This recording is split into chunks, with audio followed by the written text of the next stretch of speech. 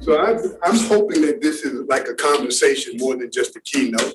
I'm really always interested in why people come to conferences like this and what they hope to get out of it. So I'm going to ask a couple of people to raise their hand and tell me what you hope to get out of the day. I'll start with Kristen. Kristen, what do you hope to get out of today? Yeah, you're next. Oh, Kristen. I thought you were looking that way. I should have known that I'm your only. Yeah, you should have known that. Should have known that.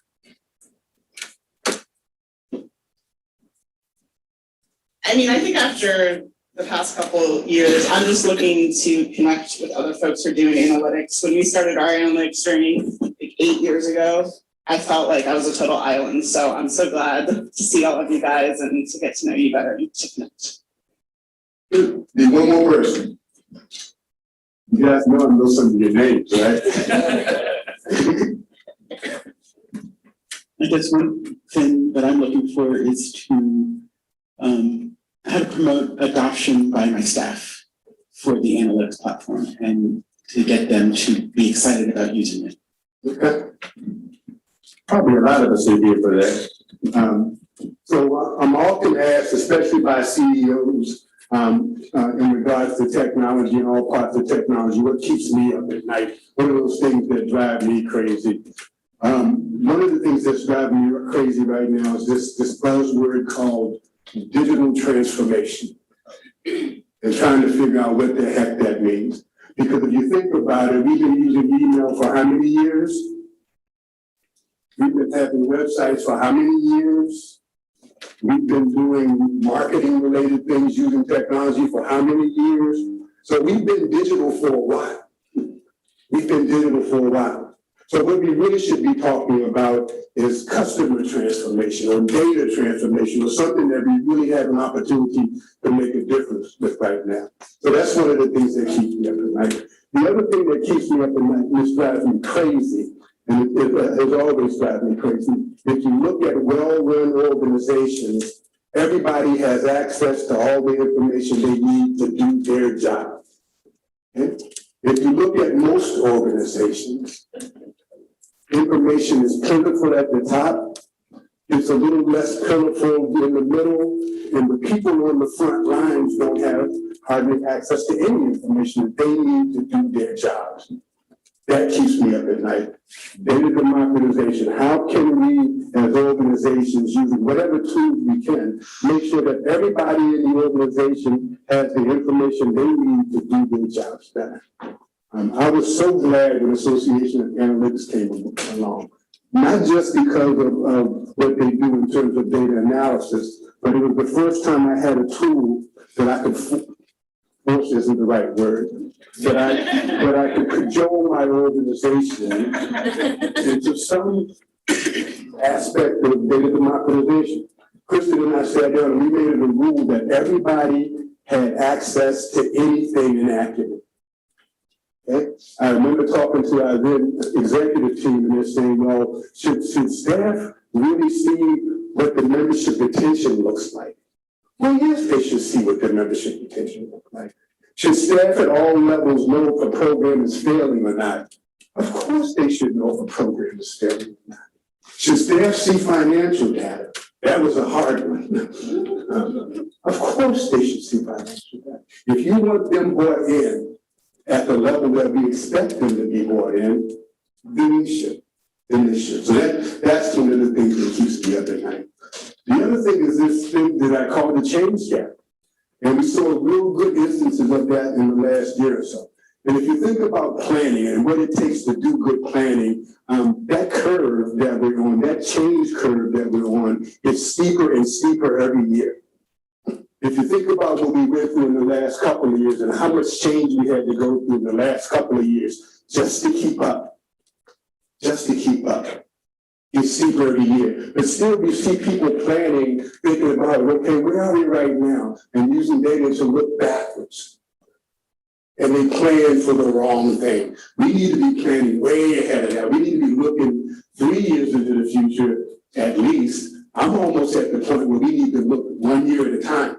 If you think about what we've had to do over the last couple of years, 1 year at a time, You know, I was looking at some of our registration data over the last year and a half, and people, no matter what distance they have to travel from, are making reservations to come to our events later and later. That's a scary thing.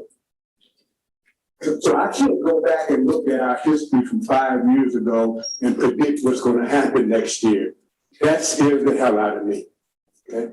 That's why you need access to data instantly.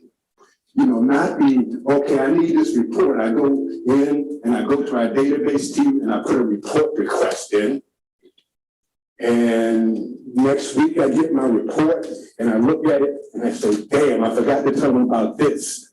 And I go back to the team and put another request in and I get my stuff finally. And then the thing I was looking for is gone. It has passed, the time has passed.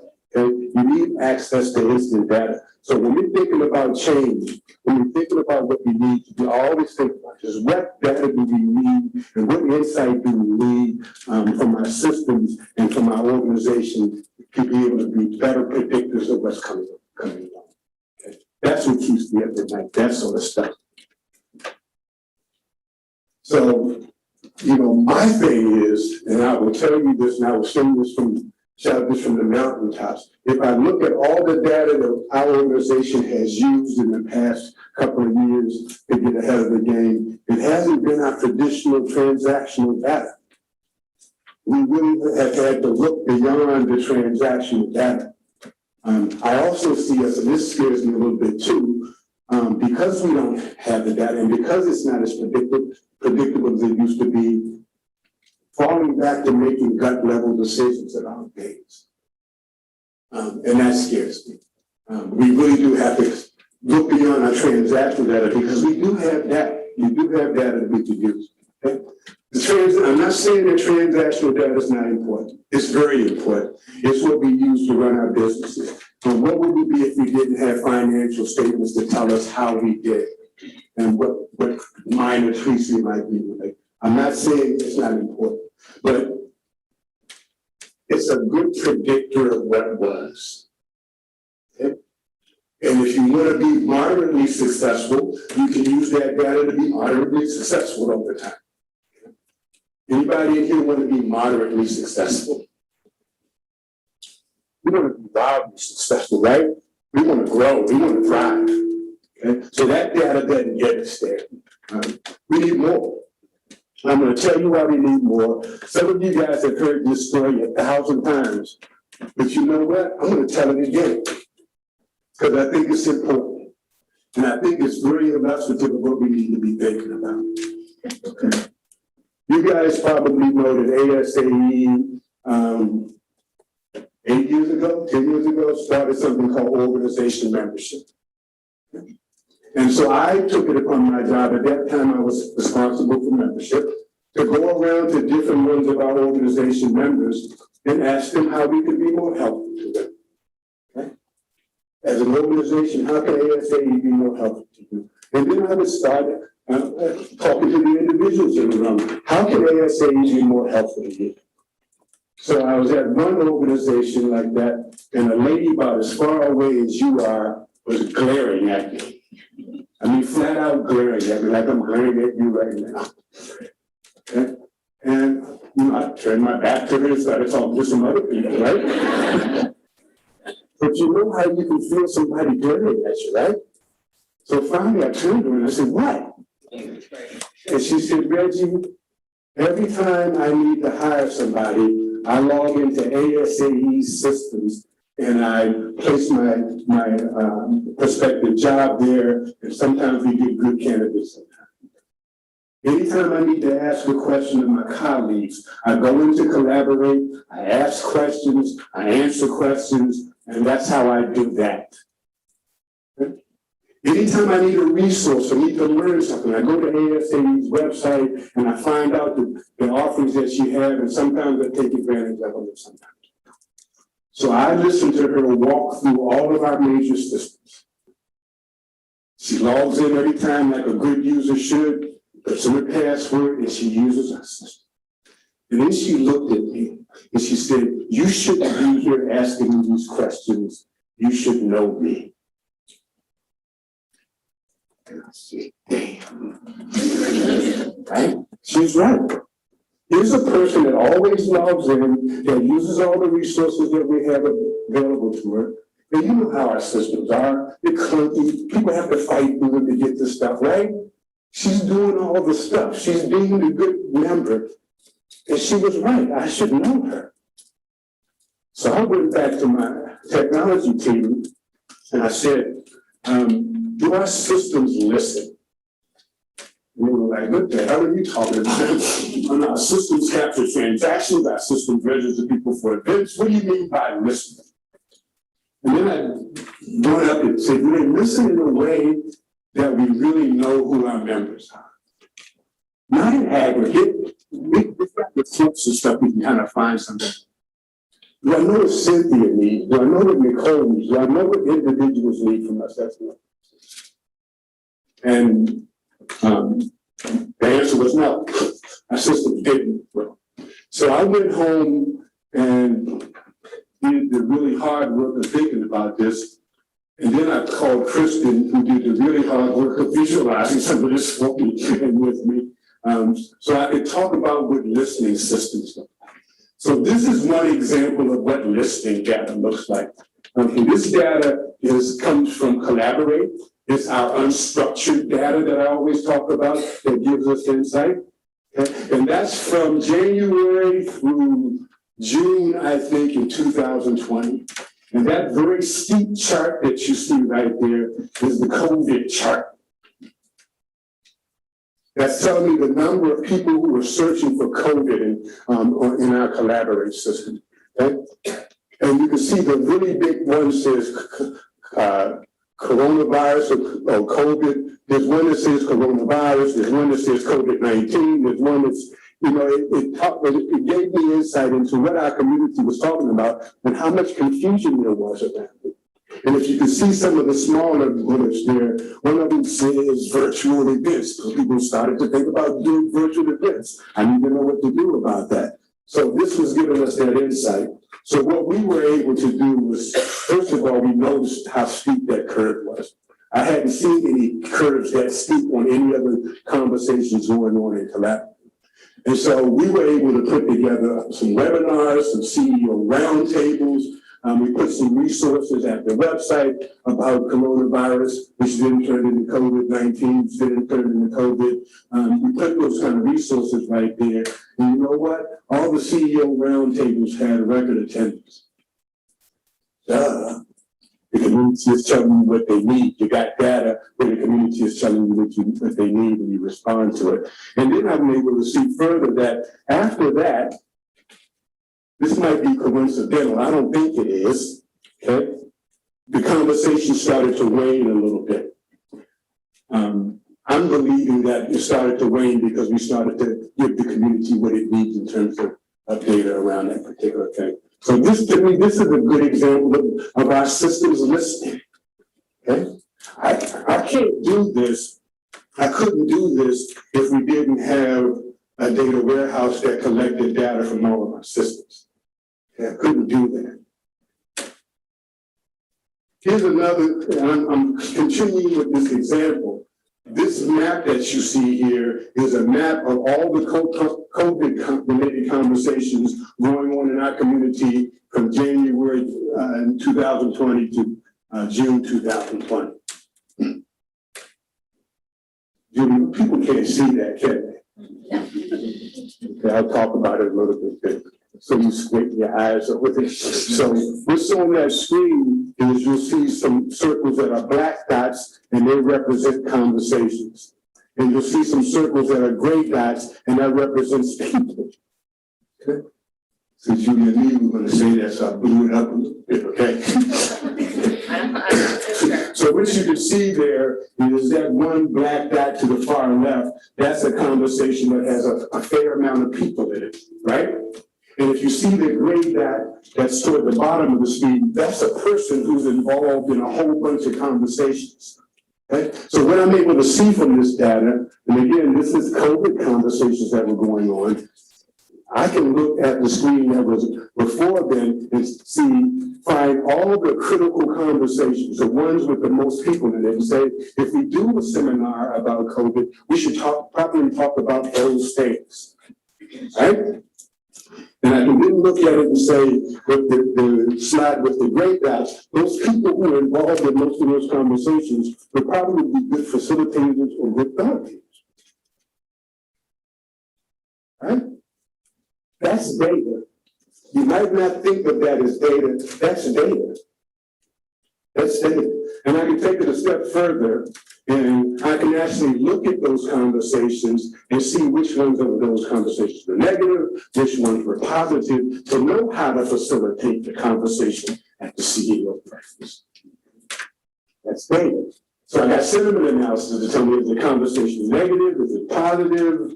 I've got a list of the conversations there and how many people were involved in them. So that makes it easy to do that kind of a good effect. Okay? So I'm using data differently. So that's data. That's not how many people came to the event. That's not how many people registered. That's not how many people came into the exhibit hall. But this told me something to do, not something I did. Okay? So my goal with our systems, with our data analytics systems, is to move from data to insight. We had a great conversation about insight yesterday, didn't we? Great conversation about insight. And how do you get out of those systems that we have in place in our data analytics platforms, something that takes us from data to insight, then to action. I went back and looked at our Predict 19 conference, and I guess I did a presentation there, and we talked about moving from systems of record to systems of action. Well, you need data. You need data. Okay? So this is how I do Acumen. That's the vanilla Acumen on the top. You guys all get that, right? You go into Acumen, you got some modules there. You can look at your membership numbers and your meeting numbers and all of that sort of stuff. That's where the gold is. I had a colleague call me up the other day. Looking to see who's in the room before I talk about it. Not in the room. I won't say his name. But we were having a conversation. He says, let's talk about technology strategy and what you're doing over the next couple of years. And we had that conversation, and he said to me, we use Acumen and starting to get some good feedback and adoption in our organization, but I'm thinking about building a data warehouse. Anybody find that strange? So I looked at him and said, you got a freaking data warehouse. What do you think's sitting below Acumen? He says, but all of my data isn't in there. I said, therein lies the problem. It's not that you don't have a data warehouse. You don't have a data strategy. You don't have a data strategy about what needs to be in a data warehouse. You don't have a data strategy that tells you what you want to do with the data in the data warehouse. You don't have that. I'm going to ask all of you to be honest, and I'm looking all of you in the eye right now. How many of you have a data strategy? Oh, somebody has it. So be thoughtful. I want you to be thoughtful as we continue with some of these examples about what we might be talking about in terms of the data strategy. I think, and I'm going to use the data transformation term, I think that data transformation is all about getting closer to our customers, using data to get closer to our customers. We were getting ready to start our journey in data transformation a few years back. And I went to my technology team and said, okay, it's time to get started with that. They said, good, we're going to go meet with every department. And we're going to ask every department what their pain points are, right, Reg? Okay. And then when we come back, we're going to have what we need to do with requirements analysis. And then I looked at it and said, what about our members? What about what our members need our systems to do? Not what our staff need our systems to do. What do our members need our systems to do? So we did this customer behavior study. And I remember, again, when I was talking to our staff, I said, how many things do we think our members hold us accountable for? And we came up with a list of about 45 or 50 things. We did this customer behavior study, and what it boiled down to was our members hold us accountable for 6 things. One of them is a sense of belonging. Our members hold us accountable for providing them a sense of belonging. So if you think I got crossed eyes when I asked my staff, do our systems listen? You should have seen their faces when I asked them, do our systems engender a sense of belonging? What are you talking about? But I look at that, and I'm going to go over here because my eyes are bad too, Judy. But that top, so what we ended up with is for all those things that our members hold us responsible for or hold us accountable for, is a sheet like this that tells us in that thing, what do they want us to maximize and what do they want us to minimize? Okay? So that first thing at the top that's in the box says, maximize the number of people I meet with the same challenges or issues as me. How many of you have systems that keep track of your members' challenges or issues? Talk a little bit about it. Somebody talk a little bit about it, yeah? So one of the things that we try to track is customer effort score. And so we want to understand the pain points in their interactions with us and where we can help them. So we use those immediately to identify ways we can help them. It's cool, right? Where are your systems not doing what they need to do? And what do you learn about your customers' needs from that? I will submit to you that in the coming years, knowing that information, knowing what your members need from you, is something we all need to do. And I'm not talking about just crappy member satisfaction surveys we did. I'm talking about really knowing what your members need at an individual basis. Okay? I remember talking to Ron many years ago, and we were having a conversation about how do we get our organizations to move their heads from thinking about marketing to huge segments to thinking about a market of one. We certainly have the systems and the data now to be able to individualize marketing efforts and outreach efforts. We don't use them well yet, but it's not a systems thing. It's a strategy thing. It's a choice thing. So that was the first one. So the second one says that maximize the likelihood that I can find and connect with people similar to me. We have all the data we need to find out people who are doing similar things. Okay? Most of our registration systems, especially if you register people down at the event session level, we can know which people are on similar journeys, right? We can know that. I don't think we know that yet, but we can know that. We can know that this person is a marketing manager, and we should be able to look at our data. That person says, I want to be a director one day. We should be able to look at our data and say, what are the things that other directors of marketing are doing in our systems, and be able to provide that information to that person who's a marketing coordinator who's looking for their career path. We have that data in our system, don't we? We know that. It's thinking differently about this data and what it can do for us. I should have had on that slide of things that keep me up at night is the number of people who have these analytic systems and they use them as a reporting system. Damn the reporting. Okay, we can get the reporting done. To grow, we need insight. We need the thing after reporting. Okay? Here's another one of those. And this was one, again, for somebody who says what our members expect from us in terms of helping them make progress in their career. And I started to bother Kristen with this the other day, but I said, let me try this. A member did call up and says, I don't know how to think about my career journey and what I should be doing. Okay? This person happened to be a technologist. So what I was able to do is go back and look at all the directors of a technology. What technology conferences or other conferences had they gone to?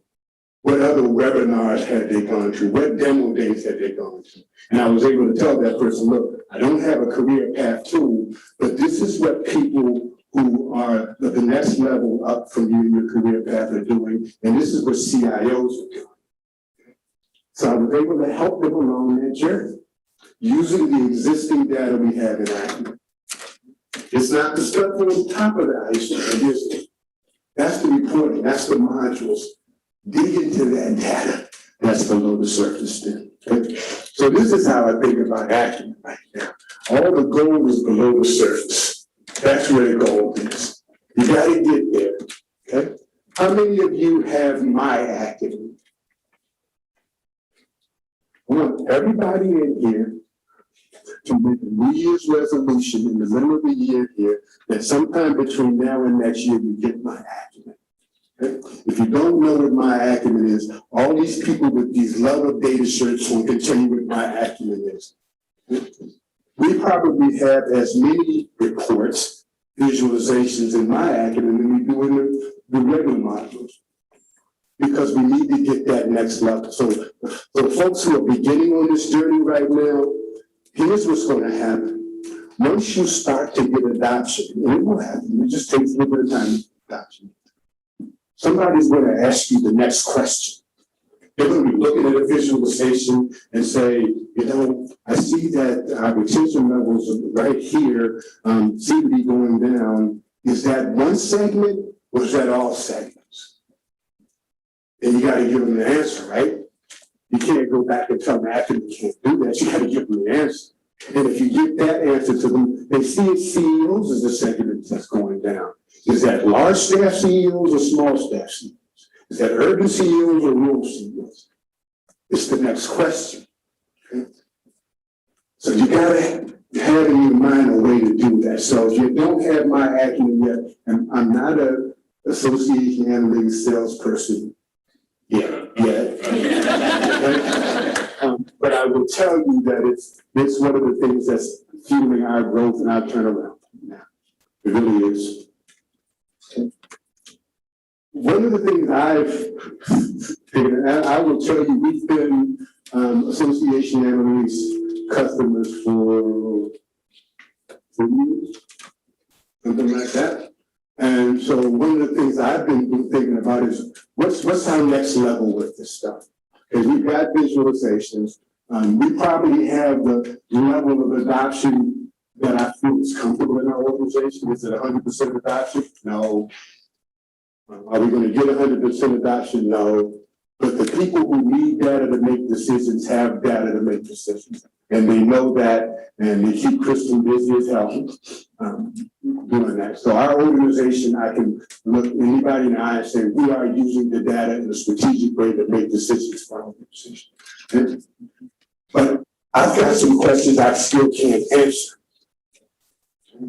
And I was trying to figure out why is that? And then I realized that our infrastructure, all the systems that we use to do the organization's work, they weren't designed with insight in mind, were they? They were designed to process transactions. That's what they were designed to do.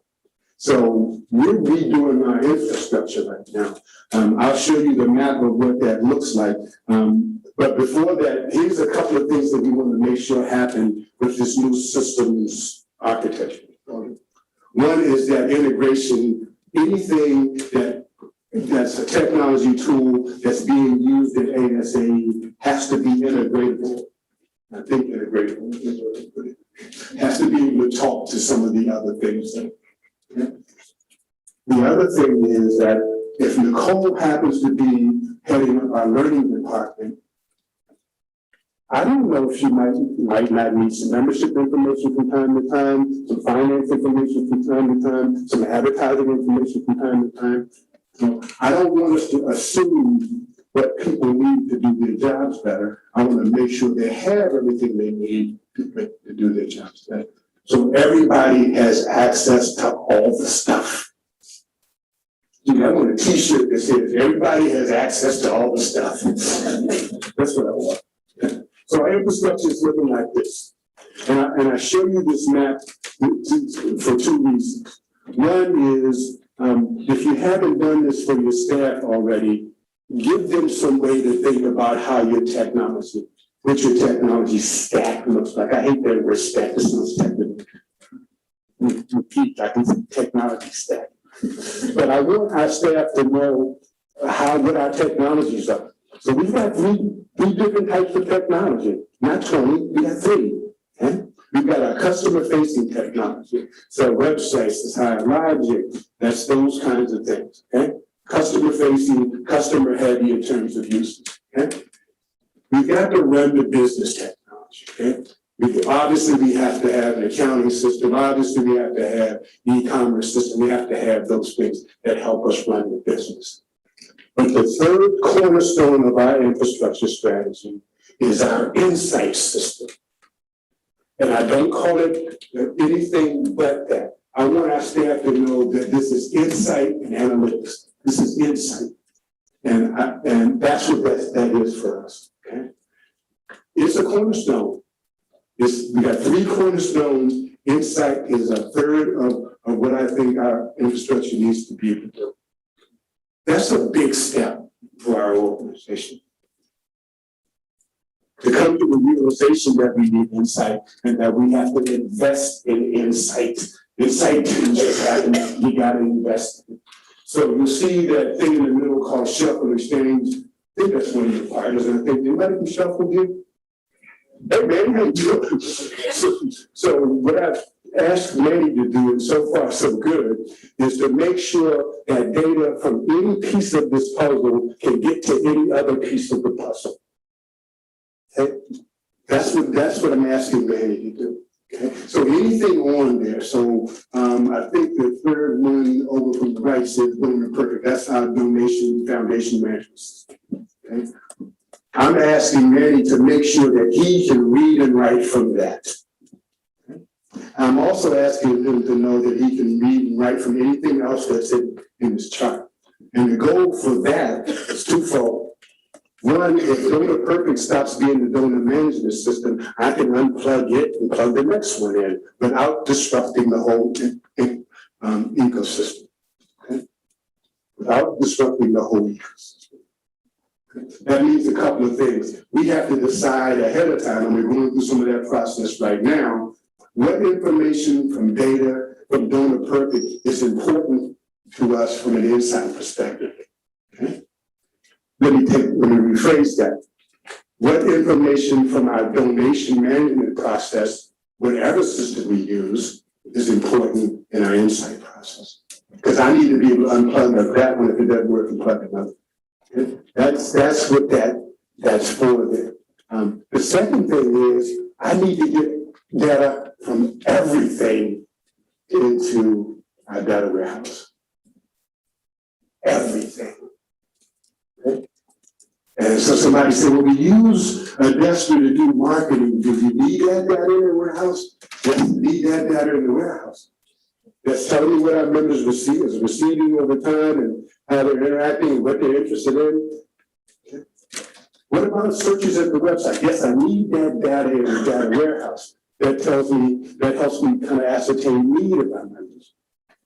What about data from Collaborate? Yes, I need that in the data warehouse. That fueled some of the charts I showed you a little while ago. Data from everything needs to be in that data warehouse. That's what I showed you. Understand that. All right. Your attendance. But Dave's in 10 minutes up here mucking around. You're the negotiator. All right, we'll take a couple more minutes and now, please feel free to ask me some questions. But this is the part where Dave used to cringe a little bit when I used to think about, hey, what would I like to see next? Okay? One of the charts that Kristen built for me is this chart right here. This is a visualization of data that comes from Collaborate, our higher logic platform, that tells me what are the trending things our members are talking about. Okay? And on the side, some are different filters. So if I want to see what marketing people are talking about, I can see that. If I want to see what technology people are talking about, I can see that. If I want to see what technology people from Small Staff Association are talking about, I can see that. Okay? All well and good that I can see that. Why shouldn't this be an interface in higher logic, right? So if you're a marketing person and you want to see what your colleagues are talking about, why shouldn't you have the ability to be able to do that? That would be a great interface, rather than going up to the search bar and no, this we already know what people are talking about and thinking about. And wouldn't it be cool if I say, okay, I'm interested in this equipping my virtual workforce. I can click on it and it takes me from here directly in the hierarchy where that conversation is going on. Wouldn't that be cool? Somebody say, yeah. Man, I thought that was cool, Drew. But my point is, it's time for us to start to think about how do we make the wonderful data and the ability to do these very flexible and intuitive, insight-provoking visualizations. How can we take those and make those available in other places? That instance that I talked about in terms of helping somebody see what their career path might look like and what education they might need to go be on that career path, why shouldn't they have access to that at the ASAE website? Why shouldn't they? So that's one of the things I'm hoping to do. You know, Acumen is a big old thing. One day I took one Saturday, I said, I'm going to walk through all the modules of Acumen and see what I can glean from them. And about halfway through the day, I just laughed at myself because I was only in the membership module. Okay? But I don't look at everything all the time, but there's 5 or 6 things that I look at least on a weekly basis. And there's a couple of things I look at on a daily basis. Okay? Why shouldn't I be able to say, I want to see that one right there, and I want it emailed to me? I don't have the time. I don't want to go into Acumen. I want it emailed to me. How many of you are Collaborate users? Okay. And how many of you do most of that work by getting the digest? Right? Same concept. Same concept. I get an email of the things I'm interested in, and I can peruse it and see if I need to act on it or not. Same concept. Now, I can tell you that the advisory, I'm not supposed to talk about that. Okay, I won't talk about that. I just want to talk to you about the roadmap and what's the roadmap. So that's what I wanted to talk about that today. What I really want you to take away from here today is that Acumen is a wonderful tool. Okay? It alone started to help us transform our organization. And it alone helped make data a center point of most of the discussions, at least the strategic ones going on in our organization. I will tell you that having Acumen Plus and having access to all the data that's there, because you probably have no idea, okay, is the thing that's pushing us right now. Strategically, that's pushing us right now. That allows us to answer that why question that was in the middle. This is why. So if you don't take anything else away from this, take away that. The other is our infrastructures really weren't designed for insight. They were designed for processing transactions. And so our use of Acumen and our data, I think is on level 3, and I'm trying to get us to level 4 and 5. And to do that, we're going to have to change the way our systems interact with one another. We're going to have to change our infrastructures to be more insight ready, if you will. Okay? That's what I had to talk to you about today. I hope that was helpful for you. Thank you for your time.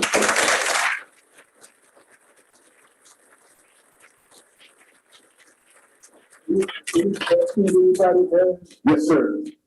Hey, man. Just 1 second. Let's get your microphone. I don't need a microphone, I'm Yes, loud. you Yeah, thank you, man. All right, okay, maybe. Great job, man, always great to see you. So just because you end up getting a best of breed tool doesn't mean people are gonna use it, whether they're your customers, your members, or your staff. How have you gotten people within your organization to use tools like association? Yeah, so, one of the things that's for association analytics, and I'll start by saying it probably took us 2 years to get to where I thought we were making progress, quite honestly. Okay? And it was all my doing. Kristen didn't have anything to do with it. But what made that happen was diligence. What made that happen was Kristen going around to each department and saying, let me show you what's here, And then let's have a conversation about what you need to do your job better. And that's what led to us developing, modifications of some of those visualizations so that people have this thing in their minds that if this doesn't do exactly what I needed to do, it's probably not for me. But we have the ability to modify those things to make it more like what they need to do. So that was one of the things. The other thing was me constantly, when we're having discussions at the executive team level, I kept bringing in data.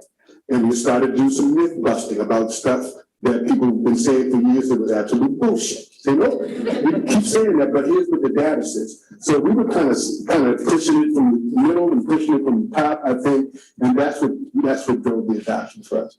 I think that having the next level conversation about, okay, this is what we have in terms of data. What else do you need to know to do your job better? And people don't think about that often. But when I got the customer behavior study back and people said, I need to have an easy way of finding people on similar journeys I'm on, our systems have to be able to do that. And Acumen has all the data about all the activity. That's a great place for us to start. So I think asking those next questions get adoption. There was one time I remember being in a meeting with our meetings team when we were looking at the data, and they were just taking it. And I started to ask the hard questions. Why do you believe this data is okay? It doesn't look like the reports you used to get out of E-show. Why do you think this one is bad? So it made us dig in there in some ways our organization has. So now, unfortunately, there's this culture of why for everything, which is good, right? But those kinds of things help us move along. 5 minutes, 5 minutes, yes, sir. Am I allowed to ask questions? I think so, right? He is our chief question asker, just so you know that's his other title. Yes. Okay, so Reggie, you talked about this idea of going from systems that do stuff that the staff wants to do versus systems that do things that the members need. Yep. And I don't know, if you didn't write that down and that's something you're taking back as one of the 3 things on your card, it probably should be. Can you talk a bit about this process of going from the 40 or 50 things down to the 6 things that you figured out that members really need? Because I think any of us here have do that exercise. I wish Tracy Betts was here. Tracy Betts is the consultant who helped us with that process. And to get it as thorough as we could, we wanted a multi-phase approach to it. Part of it was typical focus groups where we got segments of people together to ask them, okay, what are the things you're struggling with? What do you think about how ASAE is providing services? What services? In fact, it was 3 main questions. Okay?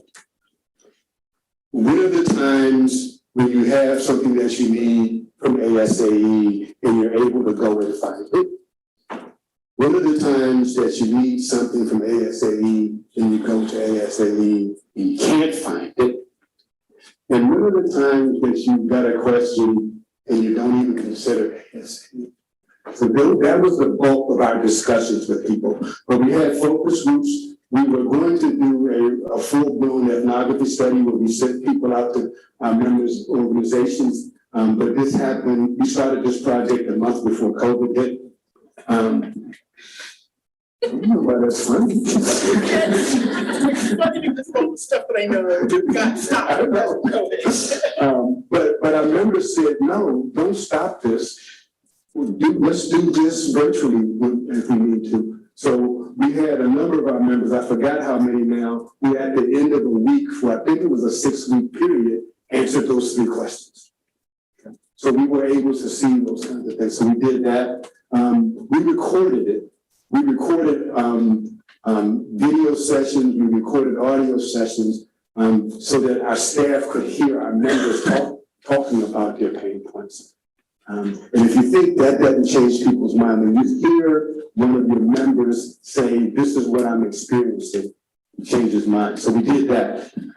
I want to make sure that I'm not saying that what staff needs are unimportant. I'm not saying that at all, okay?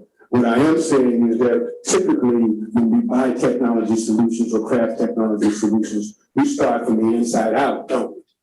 we do start with those pain points that staff are having. Okay?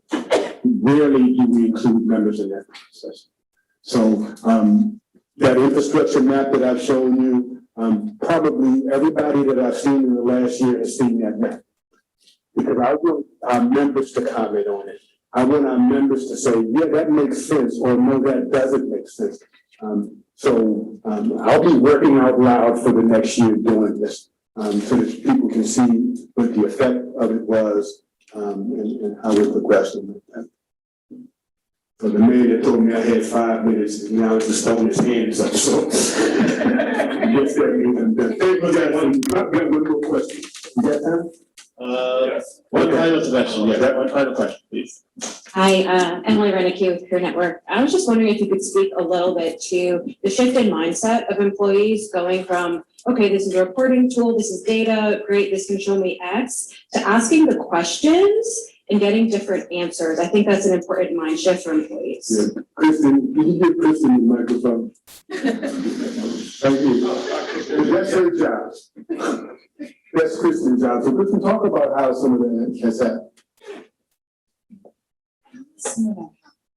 I mean, I think really ensuring that folks have the information and then asking, that allows them to be much more curious. And then they start asking the question, like Reggie talked about, like you ask for a report and then 5 days later you get the report. They don't have to have that anymore. So they can drill through, they can use filters to get to the content that they need.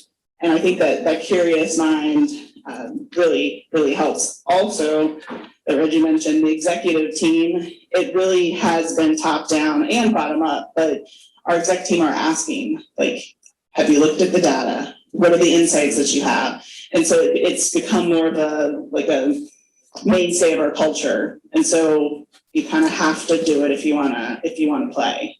So it's kind of really ingrained in us now. Yeah, you should see people's faces when the exec team member says, well, that's not the data Reggie showed. But it's that. It really is that. It needs to be top down and bottom up. And our executive team is starting to ask different questions now and challenge me to say, okay, how come we don't know this? So that's just like this. I think also one other thing, I think also folks don't have to do as much work to get the data, so they can use that time to actually generate the insights. So they can the data is not gonna be like, do this. It's never gonna tell you like exactly what to do. So it gives people that space to be thoughtful, to add context to their decisions. And I think it ultimately empowers folks too. Thank you, guys. I'll be around if people have questions.